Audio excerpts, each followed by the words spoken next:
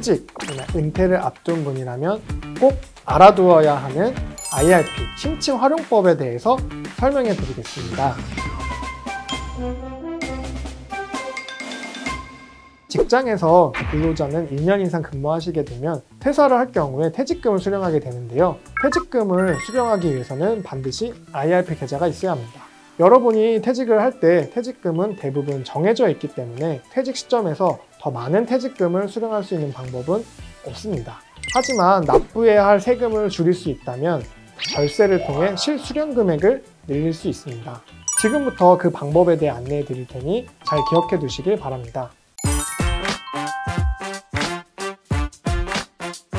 혹시 소득이 있는 곳엔 세금이 있다는 말 들어보셨나요? 여러분이 퇴직금을 수령할 때에도 역시 세금이 있는데요. 바로 퇴직소득세를 납부해야만 합니다. 퇴직소득세는 퇴직급여 총 금액과 근무 기간에 따라 세율이 다른데요. 퇴직급여 절세를 위해서는 다음으로 몇 가지 팁을 활용하시면 좋은데요. 먼저 중간정산 특례 제도부터 안내드리겠습니다. 주택 구입과 전세금 마련 목적으로 중도 인출을 한 경우가 있을 거고, 회사에서 합병, 퇴직금의 제도 변경 또는 규약 변경의 사유 등으로 퇴직금을 수차례 중간정산하여 받으실 분들이 계실 텐데요. 이때에도 퇴직소득세를 납부하셨을 겁니다. 이렇게 중간정산 받은 금액을 바탕으로 정년퇴직 또는 퇴직 시에 중간정산 받았던 퇴직금을 모두 합산하여 세금을 정산하는 제도가 있습니다. 세금이다 보니까 조금 어렵게 느껴지실 텐데요. 예를 들어 쉽게 설명드리겠습니다. 박 전무님께서 현재 K사에서 근무 중인데요. 2026년이면 23년간의 회사 생활을 마치고 퇴직할 준비를 하고 있습니다. 그런데 2004년에 입사하고 9년 근무를 한 시점에 개인적인 사정으로 1억 원의 퇴직금을 중간 정산받았습니다. 이때 퇴직급여 중간 정산을 하면서 약 373만 원의 퇴직소득세를 납부하였습니다. 이후 승진으로 인해 높은 직급과 연봉 상승 덕분에 2026년 은퇴 시점에는 퇴직연금 중간 정산 후 14년 근무와 5억 원의 퇴직급여가 쌓이게 되었습니다.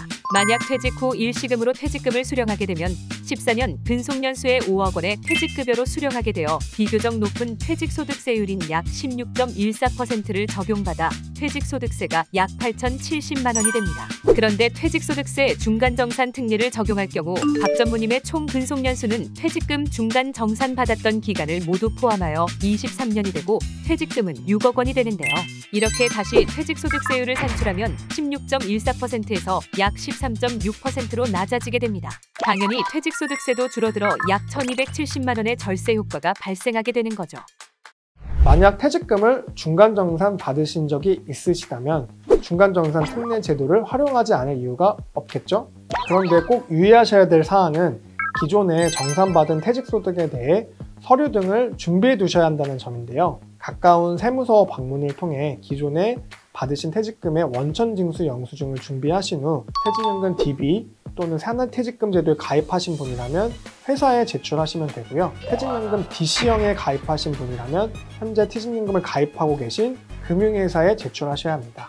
보통은 중간정산 특례 적용이 유리하게 적용되지만 개인적인 사정에 따라 무조건 유리하게 적용되는 것은 아니니까요. 신청 전에 유불리를 계산해 보셔야 합니다. 만약 개별적으로 유불리를 알아보기 어려우시다면 걱정하지 마시고 저희 한국투자증권에 문의를 해주시면 친절하게 상담해 드리겠습니다. 필요 서류 그리고 중간정산 특례 사례는 다음과 같습니다.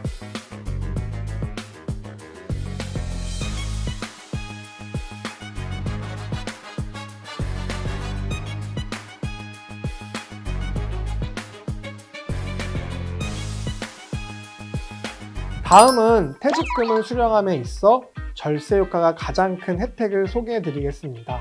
바로 퇴직금을 퇴직연금 수령 한도 내에서 찾는 것인데요. 퇴직소득세의 30에서 40%를 절세할 수 있는 아주 강력한 절세 혜택 때문입니다. 연금으로 퇴직금을 수령하실 때에는 먼저 연금 수령 요건이 있습니다. 위와 같이 만 55세 이후에 IRP 계좌에 5년 이상 가입한 경우 연금 수령이 가능합니다. 단 IRP 계좌에 퇴직금이 입금되면 만 55세 이상만 충족하면 바로 연금 수령이 가능합니다. 또한 연금 수령 한도는 퇴직소득세 절세 혜택과 관련이 있는데요. 연금 수령 한도 내에서 인출 금액은 퇴직소득세의 30에서 40% 절세한 연금소득세가 부과합니다. 수령한도 계산법은 매년 1월 1일 현재 계좌 평가액을 10일에서 연금 수령 연차를 빼서 나눠주시면 됩니다. 그리고 120%를 곱하게 되면 매년 연금 계좌에서 연금을 수령할 수 있는 최대 금액이 나옵니다. 여기서 꼭 알아두셔야 할 것은 2013년 3월 1일 이전에 퇴직연금을 가입하신 분이라면 그 수령 한도가 조금 더 유리하다는 점입니다. 수령 한도를 계산한 수식은 동일한데요. 13년 3월 1일 이전에 가입을 하셨다면 위 공식에서 연금 수령 연차가 6년 차로 적용하게 됩니다.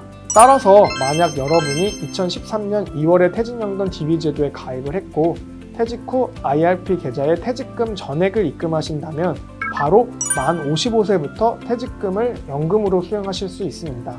그리고 첫 해 받으실 수 있는 연금 수령 최대 금액은 그해 1월 1일 계좌 평가액을 5로 나눈 금액의 120%가 해당이 되는 겁니다.